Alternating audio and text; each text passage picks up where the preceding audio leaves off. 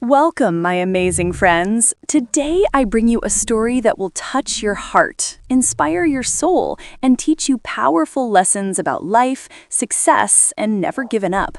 This is the story of a man who was not just an actor, not just a comedian, he was a legend.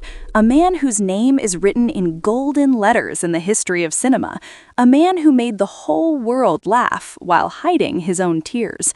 His name, Sir Charles Spencer Chaplin, but we all know him as Charlie Chaplin. No one, absolutely no one can match his greatness. His work is timeless, his comedy is universal, his life is a lesson in perseverance, creativity, and the power of never giving up. Even today, decades after his time, he lives in our hearts. His movies still bring joy, his struggles still inspire, and his story, oh my friends, his story will show you that no matter how hard life gets, you must keep going. This is not just a story, this is a journey of pain, rejection, poverty, success, and immortality. Watch till the end because this story is perfect for your English learning and will motivate you like never before. Are you ready? Let's begin. Charlie Chaplin was born in the heart of London, England on April 16, 1889. His parents, Hannah Chaplin and Charles Chaplin Sr., were both performers in the world of music and theater. They entertained crowds, sang songs, and lived for the stage. But life had different plans for young Charlie. His father was an alcoholic, a man who drank himself into oblivion. He abandoned his family when Charlie was just a little boy. His mother, Hannah, was left alone to raise two children, Charlie and his older half-brother, Sidney. And if you think life was kind to them, you are wrong. They lived in poverty, extreme, unbearable poverty. Sometimes there was no food on the table. Sometimes Charlie had to go to bed hungry. Sometimes his mother would pretend to eat just so her children could have a little more. They moved from one small, dirty room to another. They lived in fear of being thrown out.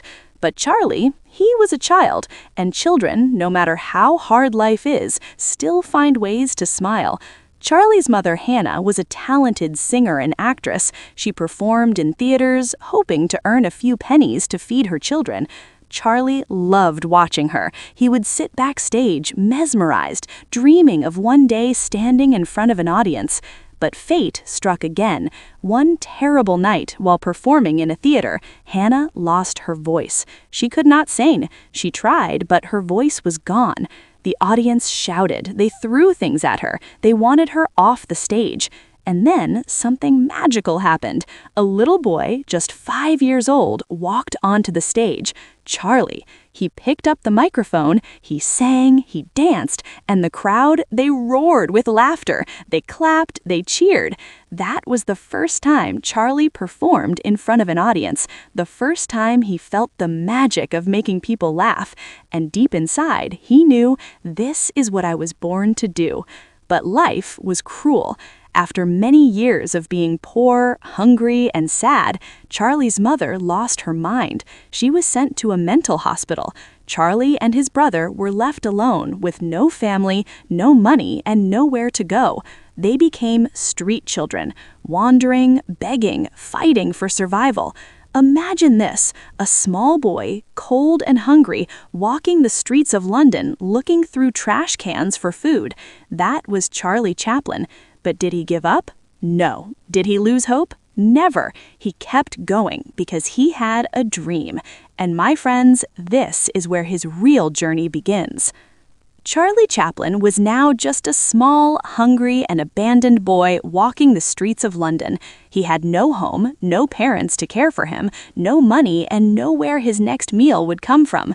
He and his older brother Sidney were forced to live in workhouses, terrible places where poor people were sent to work in exchange for food and shelter. These places were cold, cruel, and full of suffering. Charlie was just 7 years old when he first entered one of these workhouses, Imagine a child so small, so innocent, being thrown into a world of hard labor and pain. He was separated from Sydney and sent to another workhouse alone. And when he finally returned to his mother, she was even sicker than before. Her mind was slipping away. Sometimes she didn't even recognize Charlie. Charlie watched as doctors dragged her to a mental hospital. He screamed, he cried, but he was powerless. She was gone. Charlie was truly alone, a boy with a dream, but even in his pain, he had something powerful inside him, a dream. Charlie wanted to perform. He wanted to be on stage, just like his mother. He wanted to make people laugh, to entertain them, to bring joy to a world that had been so cruel to him. But where would a poor, homeless boy go? How would he even start the first steps towards the spotlight? Charlie knew he had only one option: to work and fight for his dream. He was still a child, but he started looking for small jobs. He washed dishes, delivered newspapers, and even worked as a toy maker. But no matter what job he did, his heart was always on the stage. Then one day, he saw a group of street performers acting and making people laugh. Something inside him told him, this is it, this is my chance. So he joined them.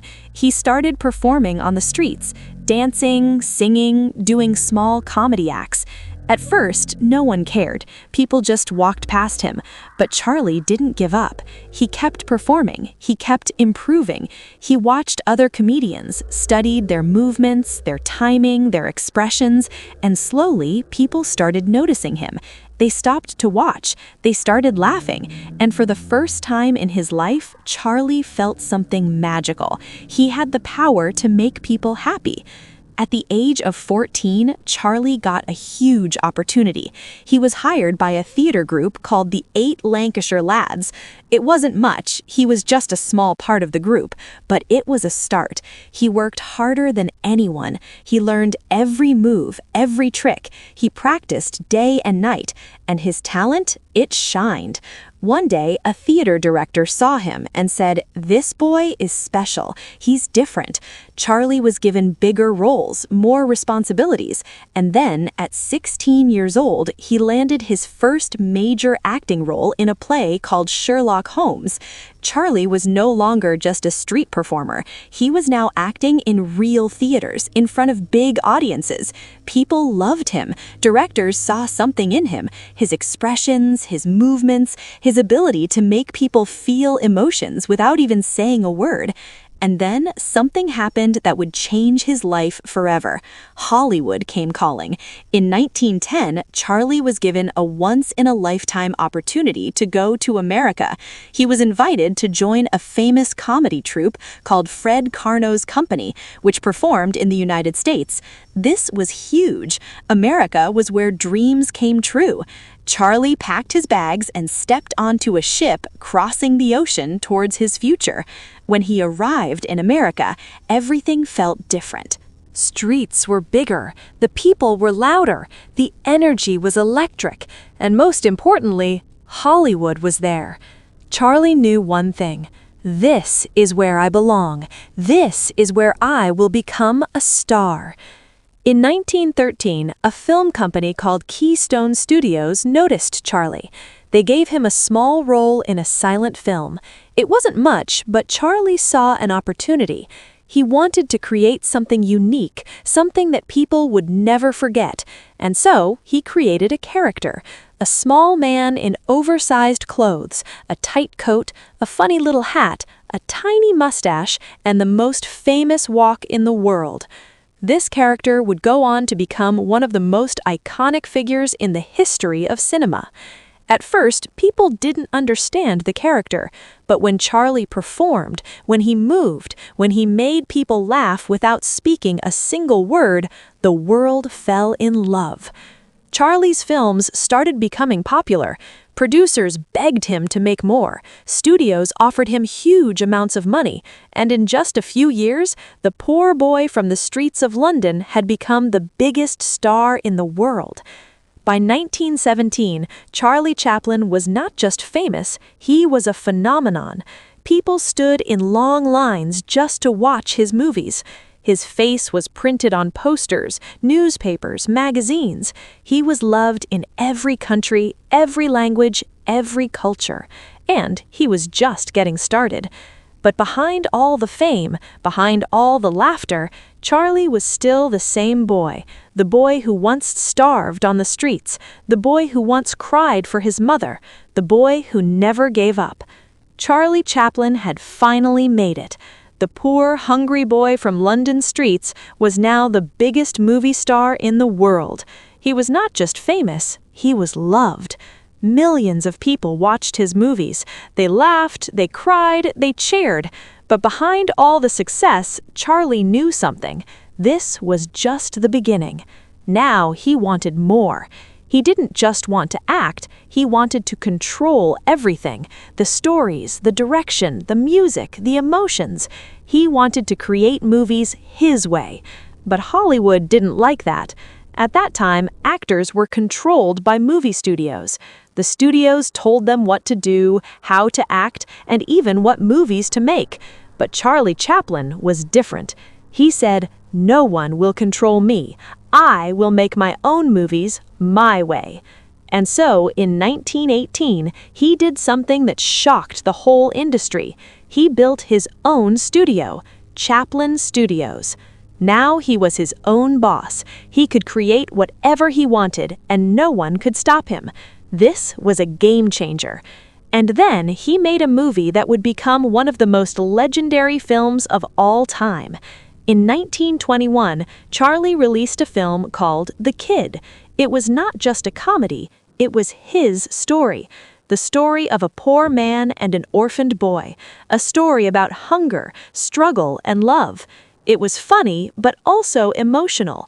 People laughed, people cried. The whole world fell in love with this movie. And at that moment, Charlie knew. Movies were not just entertainment. They were powerful. They could change lives. And he was going to use them to change the world. With every movie, Charlie became more powerful. Hollywood had never seen anything like him. Studios were paying actors $10 a week, but Charlie, earning $1 million per movie, he became the richest and most powerful actor in the world. And yet, he never forgot his past. He still remembered the days when he had nothing to eat. He remembered his mother sitting alone in the mental asylum. So even when he had everything, he never stopped working hard. He would spend months, even years, making just one film. Every little movement, every small joke, every tiny detail, he planned everything. Because he didn't just want to make movies, he wanted to make history. And then he did something no one believed was possible. By the late 1920s, Hollywood was changing. A new kind of movie had arrived. Movies with sound. For the first time, actors could speak on screen. Silent films were dying. Everyone told Charlie, forget silent movies, start making talking films. But Charlie refused. He said, movies don't need words. Emotions are more powerful than words. And in 1931, when the world thought silent movies were dead, he released City Lights. It was one of the most emotional, beautiful films ever made. Even though it had no dialogue, people cried watching it. The final scene where Charlie's character looks at a blind girl, it is one of the greatest moments in film history. Even today, people call it the greatest silent movie ever made. And with this movie, Charlie proved that emotions speak louder than words. By the late 1930s, the world was changing again. Adolf Hitler was rising to power in Germany. He was spreading hate, war, and fear. And Charlie noticed something strange. Hitler had the same mustache as him. People started comparing them, so Charlie made a decision. He would use his comedy to fight against Hitler. In 1940, he made a movie called The Great Dictator. It was his first talking movie, and it was not just a comedy, It was a message to the world. In the final scene, Charlie gives a speech, one of the most powerful speeches in history. We think too much and feel too little. More than machinery, we need humanity. Let us fight for a world of reason. Let us fight for freedom. The world listened. The speech became legendary. Even today, it is watched by millions of people. It was proof that Charlie was not just a comedian, he was a fighter, a voice for the people. But Hollywood didn't like this. Charlie was too powerful, too independent, and some people didn't like his political messages, so they turned against him. They accused him of things he never did. They spread lies about him. And finally, in 1952, they forced him to leave America. Charlie was kicked out of the country he had helped build. Heartbroken, Charlie moved to Switzerland. He stopped making movies. He lived a quiet life with his family. But the world never forgot him. Then, in 1972, after 20 years, Hollywood Realized their mistake, they invited Charlie back. At the Oscars, they gave him a standing ovation, the longest in history, 12 minutes of applause, even after everything Charlie had won, because he was not just an actor, he was a legend. Charlie's life teaches us one thing: never give up. No matter how hard life gets, no matter how poor you are, no matter how many people try to stop you, if you have a dream, fight for it. Charlie was a homeless boy with nothing, but he became the most loved man in the world. But behind his fame, his success, and his laughter, his personal life was full of struggles. People betrayed him, governments turned against him, and even after his death, something shocking happened. Now we will reveal his complicated love life, his biggest betrayals, his final years in Switzerland, and the shocking story of how his dead body was stolen from his grave. Charlie Chaplin was a genius, but in love, he was very complicated. He fell in love too easily, and many times his relationships ended in pain and drama. Charlie was married 4 times in his life. His first 3 marriages failed. Each time, the woman left him, took his money, and sometimes even took him to court. People started saying Charlie can make the whole world happy, but he cannot find happiness in love. But then, something changed. In 1943, when Charlie was 54 years old, he met Una O'Neill. She was just 18 years old. People said she's too young for him, but Charlie didn't care. For the first time, he had found true love. Una became the most important person in his life. She stood by him when the world turned against him. She was his best friend, his love, his everything. They stayed together until the very end, and despite the age gap, they were truly happy. They had 8 children together. For the first time, Charlie had a real family, and there he lived his final years. For 25 years, Charlie lived in a beautiful house in Switzerland. It was peaceful, it was quiet. He spent time writing, reading, playing with his kids. He would walk in his garden, thinking about his past, his struggles, and his journey. Sometimes he would watch his old movies and laugh. Even though he was away from Hollywood, he was not forgotten. People all over the world still loved him. On December 25, 1977, the world woke up to sad news. Charlie Chaplin had died in his sleep. He was 88 years old. It was Christmas Day. The world went silent. A man who had made billions of people laugh was gone. People cried. Every country in the world paid tribute to him. Newspapers wrote, "The world has lost its greatest comedian." But then, something shocking happened. 3 months after his death, something unbelievable happened. One night, a group of thieves broke into his grave. They dug up his coffin and they stole Charlie Chaplin's body. Yes, his dead body was kidnapped. The thieves wanted money. They demanded $600,000 from his family. But Una, his wife, refused. She said Charlie would have laughed at this situation. For weeks, the world was shocked. Where was Charlie Chaplin's body? Then, after a huge police investigation, the thieves were finally caught. They were two poor men from Eastern Europe. They had stolen the body to escape poverty. Finally, Charlie's body was returned to his family, and this time they buried him in a stronger, cement-covered grave so that no one could ever steal him again. Even though Charlie Chaplin died in 1977, he is still alive. Every time we laugh, he is there. Every time we watch a great movie, he is there.